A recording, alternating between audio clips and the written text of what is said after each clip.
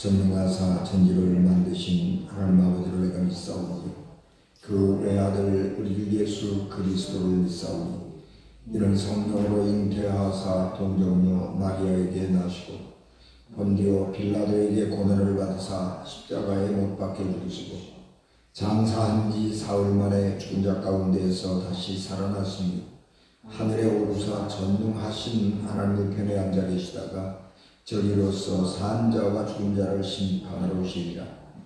성령을 믿사오며 거룩한 공회와 성도가 서로 교통하는 것과 죄를 사하여 주시는 것과 몸이 다시 사는 것과 영원히 사는 것을 믿사옵나이다. 아멘.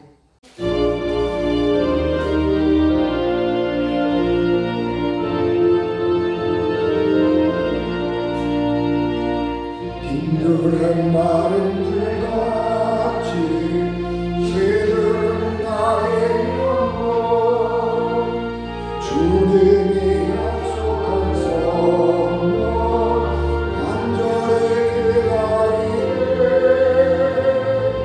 가물음에 마른 땅에 안개를 내리시네 성령의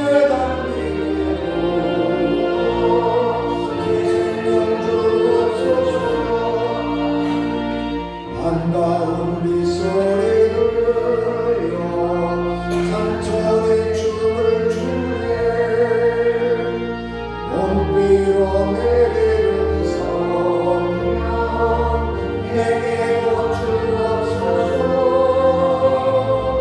가물음에 마른 땅에 단비를 내리시네 성령의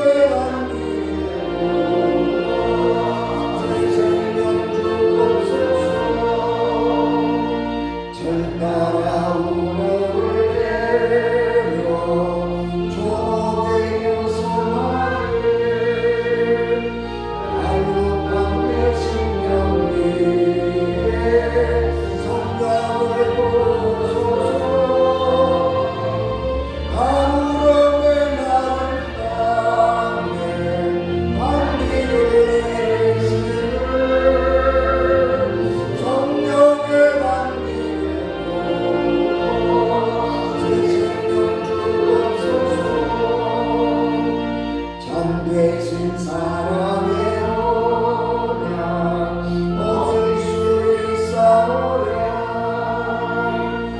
오늘의 흡족한 은혜 주실 줄 믿습니다 가물음에 마른 땅에 반기를 내리시네 성령의 단비를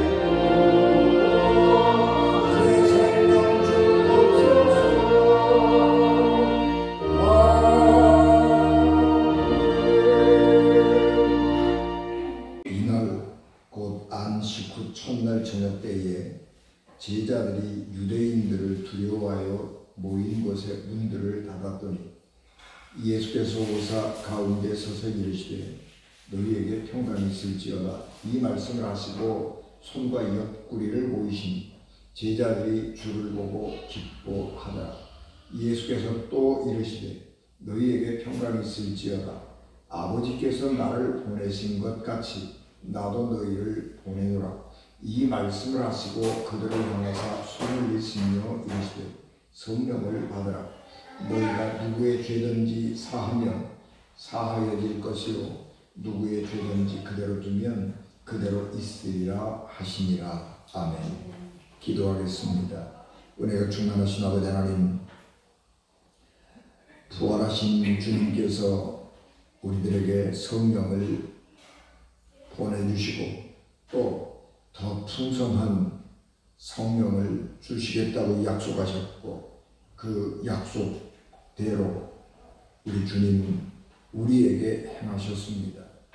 우리의 심령에 성령께서 주시는 평화가 넘치게 하시고 하나님의 사랑함이 넘치게 하옵시고 이 시간 우리가 주의 말씀을 들을 때에 우리 귀에 주의 음성을 우리의 심령에 주를 사랑함을 충만하게 하옵소서. 예수님 이름으로 기도하옵나이다. 아멘. 오늘은 성령 강림 주일입니다. 성령 강림절이라고 그러면 지구상에 없던 성령께서 성령 강림절에 오늘 이 땅에 내려왔다 그렇게 생각하기 쉽지만, 성령은 하나님과 함께 원래부터 존재하셨던 분이고 태초에 우주를 창조하실 때에도 함께 주님과 하나님과 함께 역사했던 성령입니다. 그러나 성령께서 강림하셨다라고 하는 것은 성령께서 없었던 곳에 새로 임했다 그런 것이 아니고, 하나님께서 성령께서 활동하시는 방법을 과거와는 전혀 다르게 활동하게 하셨다 하는 것을 의미합니다. 구약시대에도 하나님께서 필요한 사람들에게 성령을 보내주셨습니다. 그래서 하나님께서 보내주신 성령이 그 위에 강림하면 그는 하나님의 특별한 영의 능력을 받아서 하나님이 주시는 사명을 감당했습니다. 그래서 이 사사기를 읽어보면 이스라엘이 어려울 때 하나님께서 택하신 어떤 사람에게 성령을 보내주시고, 그 성령의 감동함이 때로는 그 사람에게는 지혜로, 어떤 사람에게는 능력으로, 어떤 사람에게는 육체적인 힘으로 이렇게 나타나서 그 시대에 필요한 역사적 사명을 감당해서 나라를, 유대 이스라엘이라고 하는 나라를 구원하는 역사들을 감당을 해 왔습니다. 그런데 우리가 사도행전에 의하면 예수님이 부활하신 후 50일이 지났을 때, 그리고 예수님께서 승천하신 후 10일이 지났을 때, 그때를 우리가 오순절이라고 말하고 칠칠절이라고 부르는 유대인의 명절인데, 이 명절인 오순절에 우리 주님께서 약속하신 성령이 예수님을 주님으로 고백하고 함께 모여서 기도하던 120명의 사람들에게 임재하는 것을 기념하는 날입니다.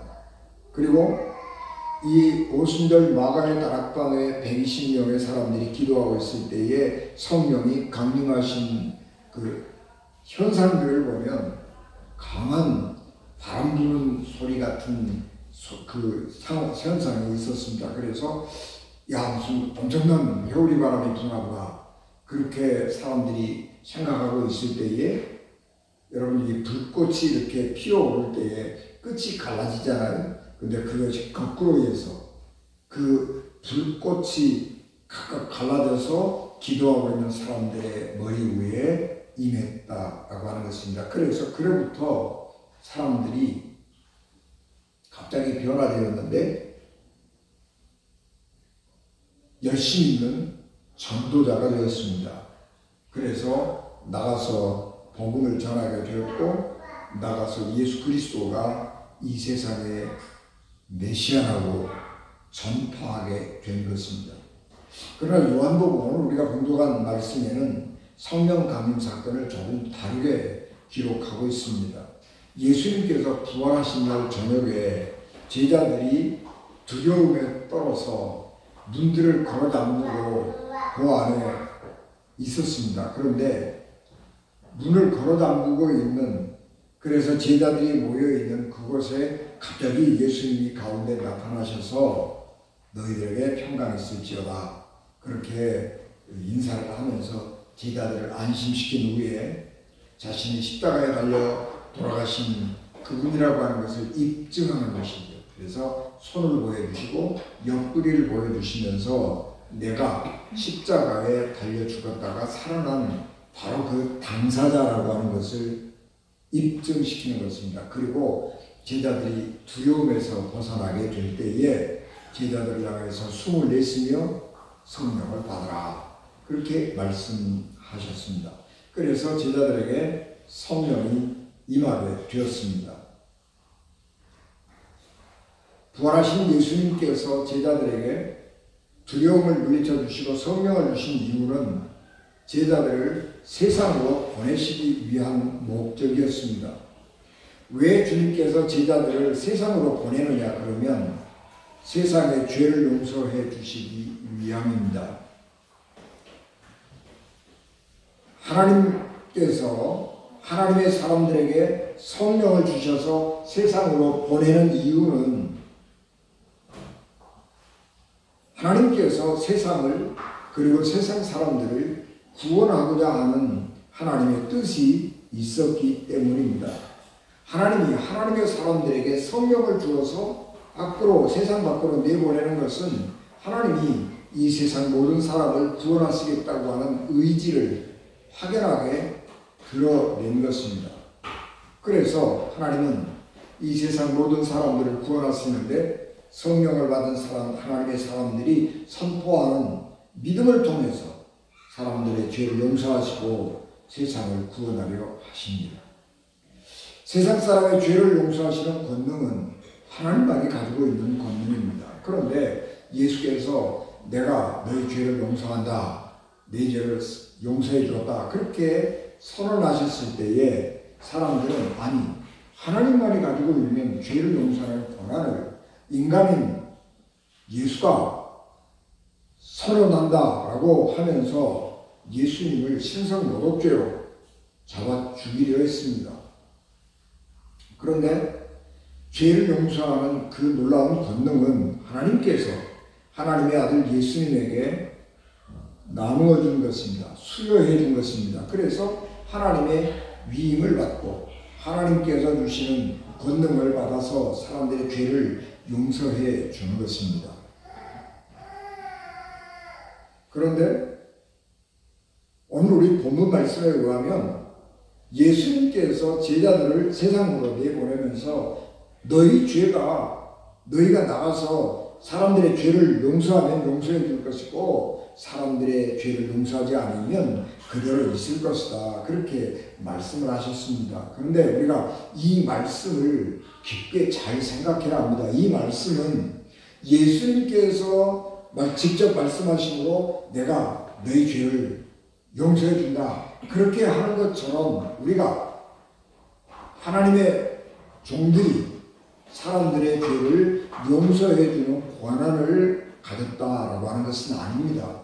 인간은 죄인인데 죄인이 어떻게 죄인을 용서할 수 있겠어요? 불가능한 이야기입니다.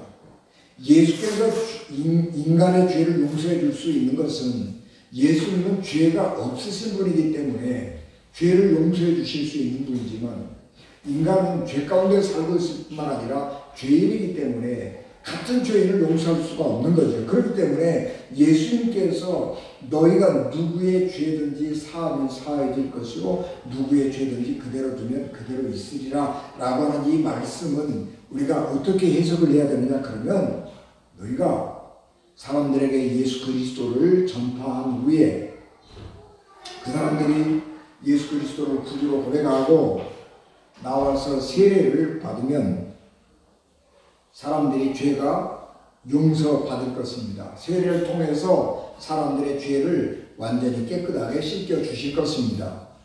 그렇기 때문에 하나님의 사람들, 예수님의 제자들에게 예수님께서 죄 용서할 수 있는 권한을 주었다라고 하는 것은 예수님처럼 내가 당신의 죄를 용서합니다. 그래서 죄가 용서해진 것이 아니고 예수 그리스도를 믿고 구주로 고백하는 사람들을 초대해서 예수 그리스도를 알게 하고 믿게 하고 그리고 세례를 베풀어 주는 것입니다. 그래서 여기 예수께서 제자들에게 너희가 누구의 죄든지 사하면 사해질 것이요 누구의 죄든지 그대로 두면 그대로 있으리라고 하는 이 말씀은 세례를 베풀 수 있는 권한 그리고 예수 그리스도를 구주로 고백하지 않는 사람들에게는 세례를 베풀지 않을 수 있는 권한을 준 것입니다. 우리가 예수 그리스도를 믿고 세례를 받을 때에 예수 그리스도 이름으로 세례를 받을 때에 성령이 우리에게 임하는 거죠. 그래서 예수 이름으로 받는 세례를 성령 세례라고 하는 것입니다. 세례 요한이 물로 베푸는 세례는 그거는 물세례예요.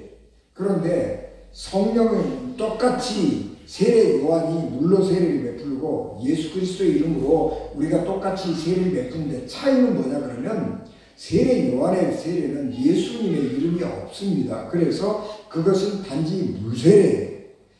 내가 행실을 바꾸겠습니다 라고 하는 상징으로서 세례를 받는 거예요. 그러나 우리가 예수 그리스도를 구주로 믿고 물로 세례를 받을 때에 예수 그리스도의 이름으로 세례를 받으면 그 세례 속에는 예수님의 권능이 함께하는 것입니다. 그래서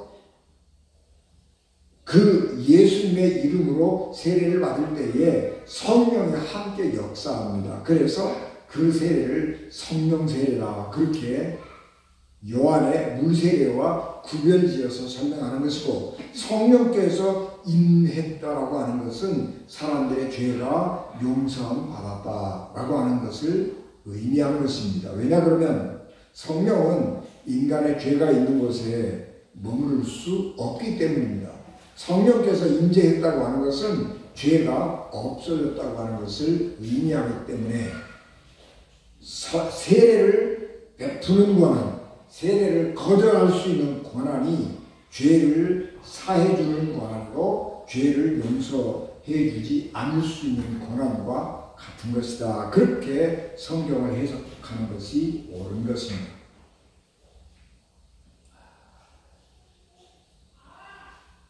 그러므로 제자들이 혹은 사도들이 혹은 목회자들이 죄를 용서하는 권세를 직접 가진 것은 아니라고 하는 것이고, 그런 점에서 오해해서는 안 되는 것입니다. 성령 강림절은 예언이 성취된 날이고 교회가 시작된 아주 중요한 날입니다. 예수께서 성령을 주시고 오순절날 성령을 주시고, 그래서 성령 강림 사건이 여러 번 있습니다. 그런데 요엘 선지자가 요엘 2장 28절 29절 내가 내 영을 만민에게 부어주리니 너희 자녀들이 장래의 일을 말할 것이고 너희 늙은이들은 꿈을 꾸며 너희 젊은이는 이상을 볼 것이며 그때에 내가 또 내 영을 남종과 여종에게 부어줄 것이며 그렇게 말씀하셨습니다. 이 요엘 선지자의 예언은 그때 당시 사람들로서는 믿을 수가 없는 말이었습니다.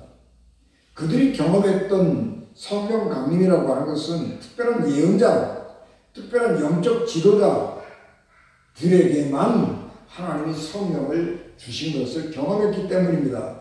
일반 사람들에게, 특별히 종들에게도, 아주 신분이 낮은 천한 종들에게도 성령을 주겠다라고 하는 이 요엘 선지자의 예언의 말씀은 그때 당시 사람들은 믿을 수가 없는 말씀이었지만 사도행전에서 기도하던 모든 사람들에게 남녀의 차이를 넘고 신분의 차이를 넘어서서 기도하던 모든 사람들에게 성령이 강림함으로 해서 요엘 선지자가 예언한 말씀이 성취된 것입니다. 세례 요한은 마가복음 1장 8절 나는 너희에게 물로 세례를 주거니와 그는 성령으로 너희에게 세례를 주시리라 라고 하는 말씀을 하셨는데, 이 세례 요한의 말씀도 성령 강림절날 성취가 되었습니다.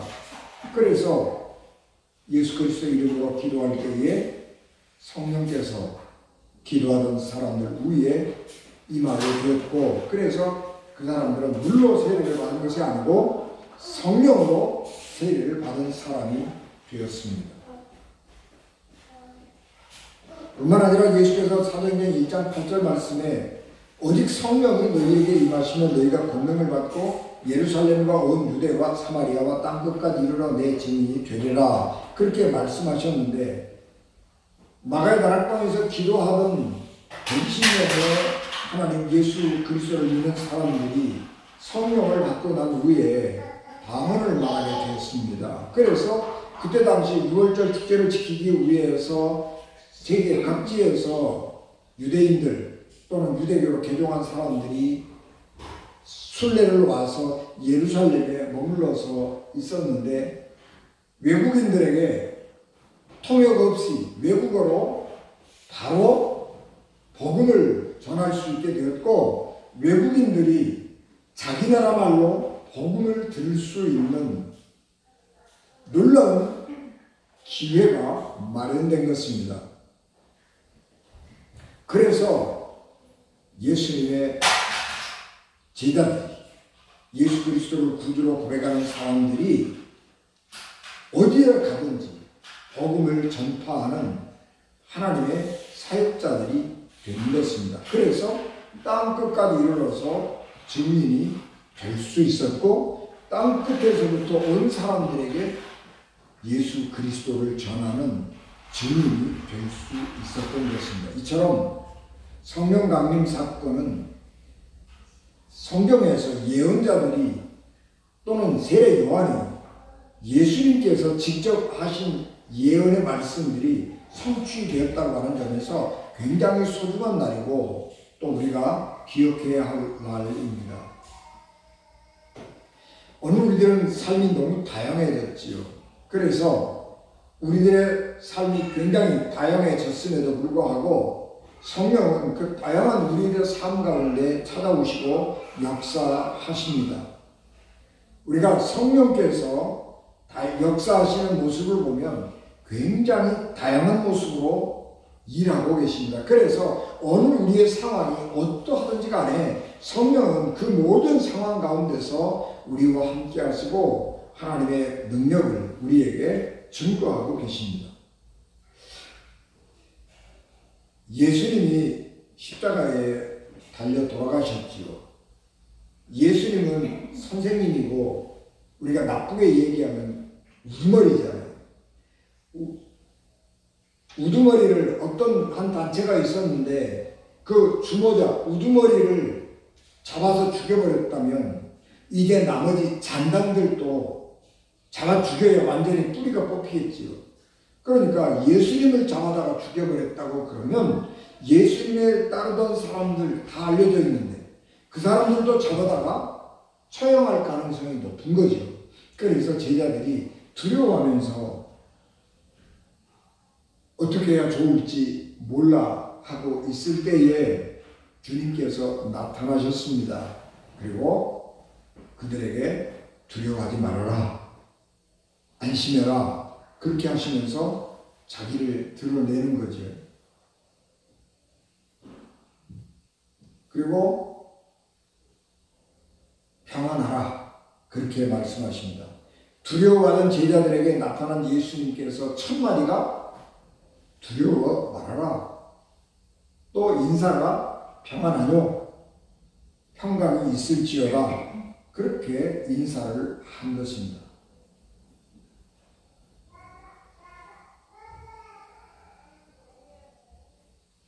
예수님께서 그렇게 약속하셨죠. 이 사도행전에 보면 예수님께서 승천하시고 난 후에 너희가 성령이 강림할 때까지 기다리라, 그렇게 말씀을 하셨습니다. 근데 제자들 입장에서, 예수님을 따르던 사람들 입장에서 예수님께서 뭐라고 말씀을 하셨지만, 땅 끝까지 이르러서 증인이 되라고 말씀을 하셨지만은 뭘 어떻게 해야 좋을지 아무런 전략도 없는 것이고 생각도 없는 것이고 계획도 없는 거예요. 그래서 그들이 할 수 있는 게 기도밖에 없었죠. 그래서 기도하고 있었는데 성령 강림할 때에 불의 같이 임하는 것입니다. 강하고 급한 바람 소리 같이 임하는 것입니다. 이것은 굉장한 열정이고 파워라고. 그래서 그날 성령을 받은 사람들은 나가서 목숨을 걸고 열정적으로 복음을 전했고, 그 사람들에게 능력이 있어서 병든 자를 고치고 죽은 자를 살리고 그런 능력을 행하면서 복음을 전할 수 있었습니다.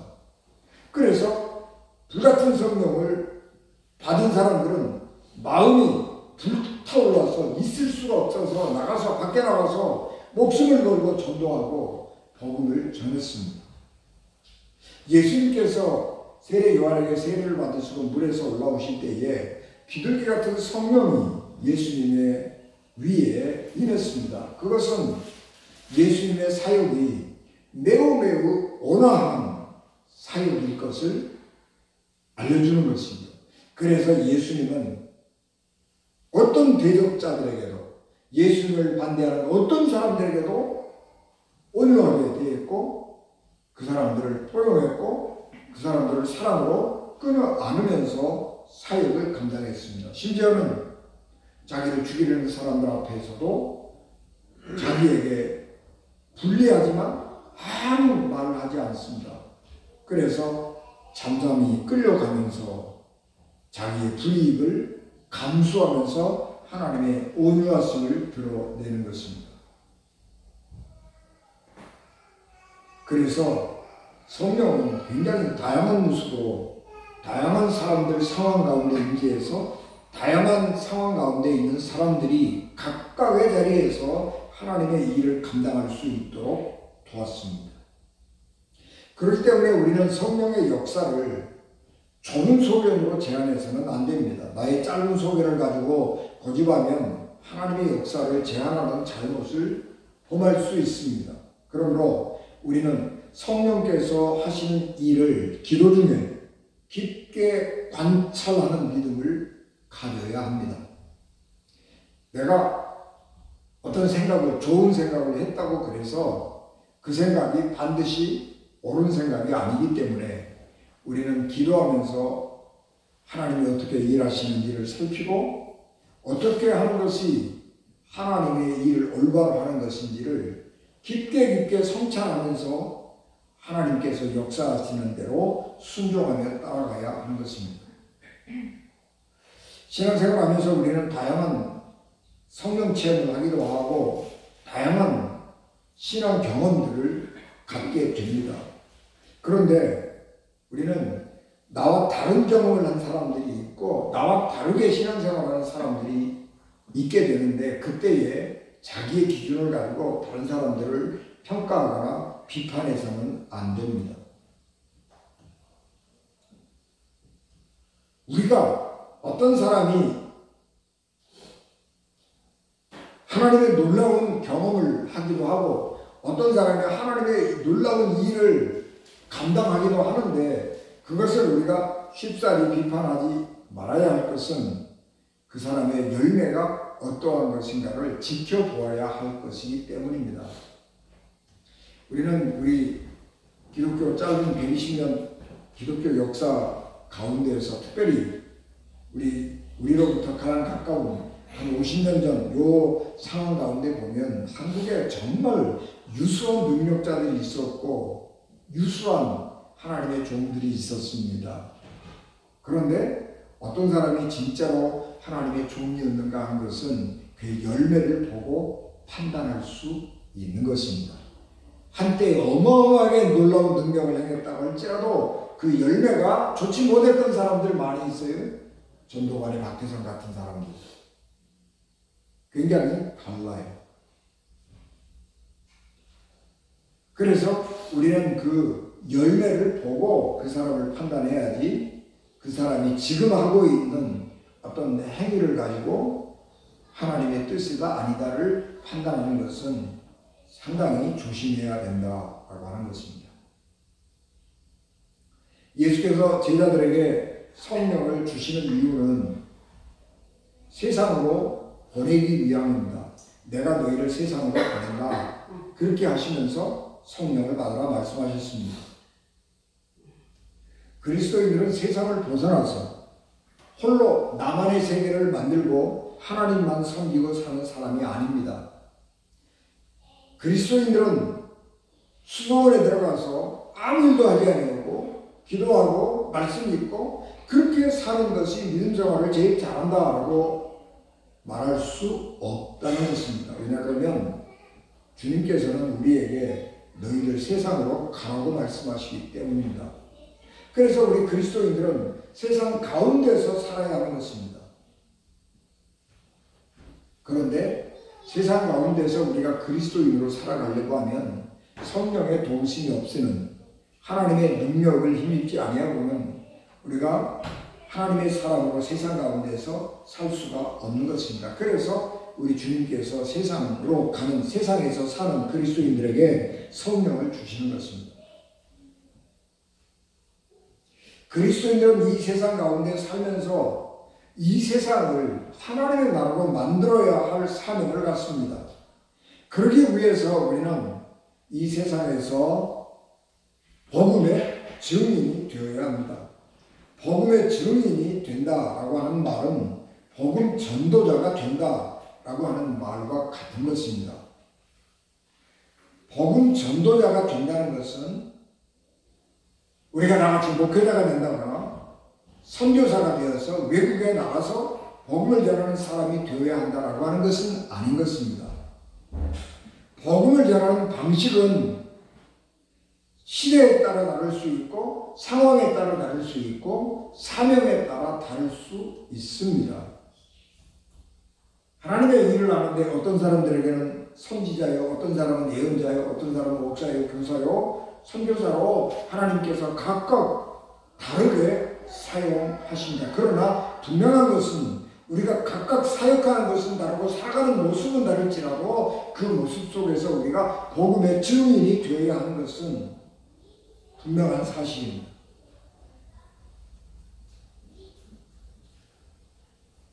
우리가 복음의 증인이 되는 것, 그것은 복음의 전도자가 되는 것인데 어떻게 우리가 복음의 증인이 될 것이냐, 어떻게 복음의 전도자가 될 것이냐 하는 것은 우리가 처해 있는 상황에서 가장 적절한 방법을 택해야 하는 것입니다. 특별히 오늘 우리들 시대에서 굉장히 중요한 전도는 뭐냐 그러면 보여주는 복음이에요. 들려주는 복음, 그거 굉장히 중요해요. 말로 다른 사람들에게 예수 그리스도를 믿게 하는 것, 예수 그리스도를 믿으십시오. 그리스도가 당신의 구원자이십니다. 그렇게 전하는 것, 말로 하는 것, 굉장히 전하는 것 중요하지만 복음을 보여주는 것, 복음으로 사는 것이 어떤 삶인가를 다른 사람들이 보게 하는 것, 그것도 굉장히 중요한 복음 전도에 한 방법이고, 오늘 우리들의 시대처럼 하나님의 말씀에 대한 신뢰도가 굉장히 낮아져 버린 상황에서는 그리스도인이 무엇인가를, 그리스도인은 어떻게 사는 것인가를 보여주는 전도, 보여주는 복음, 그것이 우리에게 너무너무 소중한 전도 방법이라고 하는 것입니다. 오늘 우리 사람들이 돈 버는 일에는 굉장히 익숙하고 돈 버는 일에는 대단한 능력을 갖고 있죠. 그런데 돈을 벌 줄만 알았지 인생을 어떻게 살아야 잘 사는 것인지를 몰라요. 돈 많이 벌고 높은 지위에 올라가고 그 풍덩풍덩 돈을 쓰는 삶이 잘 사는 삶인 줄 알죠. 그런데 그런 삶은요, 허랑방탕한 삶이에요. 쾌락을 즐기고 물질을 가지고 자기의 모든 허한 욕망을 채우려고 하는 것, 그것은 정말 죽은 영혼이 살아가는 삶을 사는 거예요. 어떻게 사는 것이 인간으로 사는 것인지, 어떻게 사는 것이 사람답게 사는 것인지를 사람들이 모른다고요. 그것을 우리 그리스도인들이 보여줘야 돼요. 사람이라면 이렇게 살아야 하는 거야. 사람이라면 예수 그리스도를 믿고 이렇게 사는 것이 옳은 것이야. 그것을 우리의 삶으로 보여줘야 돼. 그것은 돈하고 상관이 없어요. 사람들은 돈이 없으면 돈의 노예가 되잖아요. 그래서 모든 원인을 돈이 없어서 그런다고 생각하고 돈 그러고 자꾸 다른 사람을 원망해요. 내 가족을 원망한다고. 내가 당신을 만나서 당신이 나 돈 못 벌어다 줘서 내가 다른 사람들한테 무시받고 내가 이렇게 분상받게 산다. 그렇게 자꾸 핑계하잖아요. 그런데 여러분, 삶이라고 하는 것은 그런 게 아니에요. 돈이 많아서 인생을 망쳐버리는 사람도 있어요. 돈이 없어서 인생을 망친 사람도 있지만요.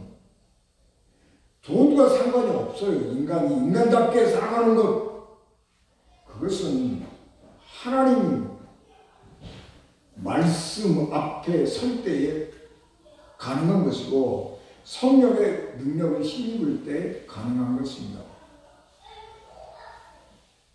그래서 그리스도인이 무엇인지, 그리스도인은 어떻게 살아가는 것인지, 보다 더 근본적으로 돌아가서 사람이라면 어떻게 살아야 하는 것인지, 그런 것들을 사람들에게 보여주는 것이고, 인생이라고 하는, 인간이라고 하는 것은 저렇게 사는 게 인간답게 사는 것이구나. 그렇게 사람들이 나를 오래도록 관찰하면서 판단하고 생각할 수 있도록 우리가 믿음 안에서 살아가야 하는 것입니다. 우리가 하나님을 믿는다고 하는 것만으로 만족해서는 안 됩니다. 믿음이라고 하는 것은 다른 사람이 갖지 못한 장식품 하나를 더 가지고 살아간다? 라고 하는 것이 아닙니다. 믿음이라고 하는 것은 다른 사람들이 가지 않는 것을 내가 한 번 더 간다? 라고 하는 것으로 만족해서는 안 되는 것입니다. 그리스도인들은 주일이면 교회에 나오는 사람으로 그쳐서는 안 되는 것이고, 믿음은 끊임없이 진리의 길 위에 서는 것이고, 끊임없이 하나님을 만나려고 하는 노력을 해야 하는 것입니다. 여러분, 믿음이라고 하는 것은 두 가지가 우리에게 있어요. 하나는 하나님의 말씀에 대한 순종이 있지요. 우리는 순종을 자꾸 강조해요. 하나님 말씀에 순종해야 됩니다. 교회에서 하나님의 뜻에 순종해야 됩니다. 순종은 강조 많이 하죠. 그런데 우리 신앙에 또 하나의 면이 있다면 그것은 갈망이에요. 갈망. 내가 하나님을 만나고 싶다고 하는 갈망, 내가 하나님과 함께 살고 싶다고 하는 갈망, 그게 에로스 사랑이라고. 에로스. 내가 누군가와 내가 사랑하는 어떤 대상과 하나가 되고 싶다고 하는 열망, 그게 에로스의 사랑이라고. 여러분, 우리가 남녀간에도 사랑하면 하나가 되고 싶잖아요. 에로스의 사랑이에요. 내가 하나님을 사랑하잖아요. 내가 하나님과 하나가 되고 싶다고 하는 거, 이게 에로스의 사랑이에요. 그래서 우리 그리스도인들은 내가 하나님과 하나 되고 싶다고 하는 열망을 가져야 하는 거예요. 그래서 순종과 열망, 이 두 가지가 우리 믿음 안에 함께 있어야 돼요. 그래서 하나님과 함께 살고 싶다. 하나님과 함께 하나님을 만나고 싶다. 그런 열망을 가져야 하는 것입니다. 그리고 우리가 그 열망을 가지고 지속적으로 하나님과 함께 살아가야 합니다. 그리고 그 열망과 함께 그러니까 우리가 함께 살아가야 되는 거예요. 하나님은 우리와 함께 살자고 작정하신 분이에요. 이스라엘 백성들이 출애굽을 해가지고 한 50일쯤 지난 다음에 시내산에 도착했습니다. 그리고 거기에 머무르는 동안에 하나님께서 성막을 만드는 법을 모세에게 가르쳐 주셨잖아요. 이게 오순절이에요. 가나안 땅에서 이 출애굽해가지고 시내산에 도착해서 하나님으로부터 율법을 받은 날, 그때가 출애굽한 지 50일 됐다. 유대인들은 그렇게 믿는 것이죠. 그래서 오순절이기도 하고요. 하나님께서 모세에게 성막을 짓도록 했는데, 성막이 뭐냐 그러면 천막이에요. 천막을 아주 고급스럽게 화려하게 하나님이 머무실 천막이기 때문에 잘 지은 거예요. 하나님은 사람들 사이에 천막 치고, 이스라엘 백성들이 천막 치고 거기에 머물러 있는데 거기 안에 천막 치고 나도 함께 살자, 그렇게 하고 오신 분이 하나님이에요. 그래서 성막은 이스라엘 백성들 천막 가운데 치는 거예요. 신약시대에 예수께서 오셨지요. 인카네이션. 하나님께서 사람이 되셨단 말이에요. 사람이 왜 되셨어요? 사람들과 함께 살자고 사람 되신 거예요. 그래서 어머니 마리아를 통해서 태어나서 가족들과 함께 사셨고 제자들과 함께 사셨고 하나님의 백성들과 함께 사셨습니다. 그리고 하나님께서 성령을 보내주셔서 성령 하나님께서 우리와 함께 사는 거예요. 믿음이라고 하는 것은 뭐냐 그러면 하나님과 함께 사는 거예요. 임마누엘 하나님. 그것이 우리의 믿음이에요. 하나님이 나와 함께 살고 계신다고 하는 거예요. 그래서 두 가지 열망. 하나는 하나님을 향한 갈망, 하나님과 하나가 되고 싶다고 하는 갈망, 그리고 내가 지금 하나님과 함께 살고 있다고 하는 의식. 그것이 믿음의 핵심인 것입니다. 우리는 지금 어디에 살고 있어요? 하나님과 함께 살고 있습니다. 하나님의 보좌 앞에서 살아가고 있는 것입니다. 우리의 살아가는 삶을 하나님이 눈동자 불꽃 같은 눈으로 우리를 살펴보시는 그 하나님의 눈 앞에서 살고 있는 거예요. 그래서 우리는 하나님과 함께 사는 사람인 것입니다. 우리는 하나님과 함께 살아야 하는 것이고 이 성령 강림절, 성령이 우리에게 임했다라고 하는 것은 우리가 하나님과 함께 사는 사람이 되었다라고 하는 것을 말하는 것입니다. 그래서 우리는 하나님과 함께하는 삶을 살아야 하는 것입니다. 날마다 주의 이름을 부르며 주와 동행하는 사람이 믿음의 사람입니다. 이 세상은 어둡고 길을 잃은 사람들이 많습니다. 그래서 세상에 사는 사람들이 어두우니까